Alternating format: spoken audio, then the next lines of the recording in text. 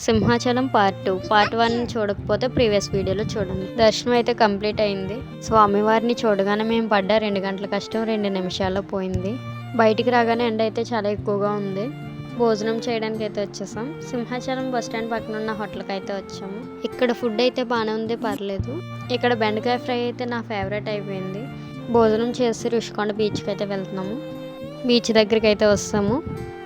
వైజాగ్లో నాకు నచ్చిన బీచ్ ఏదైనా ఉందంటే అది రుషికొండ బీచే. మీలో ఎంతమంది వెళ్ళారో కామెంట్ చేయండి. వీకెండ్ కదా, బీచ్ అయితే ఫుల్ క్రౌడ్ ఉంది. చూడండి, ఇప్పుడు చూపిస్తున్న ఈ రుషికొండ దగ్గర జగనన్న కట్టిన బిల్డింగ్లు. ఈ బీచ్కి రుషికొండ అని పేరు ఎందువల్ల వచ్చిందో మీకు ఎవరికైనా తెలిస్తే కామెంట్ చేయండి. బీచ్లో అయితే ఫుల్ ఎంజాయ్ చేసాము. వేడివేడిగా స్వీట్ కార్న్ అయితే తీసుకున్నాము. తాతగారు ఉప్పు కారం పెట్టి మాకు ఇచ్చేసారు. నేనైతే స్వీట్ కార్న్ తీసుకున్నాను. మా అక్కకి ఐస్ క్రీమ్ కావాలంటే ఐస్ క్రీమ్ కూడా తీసుకున్నాము.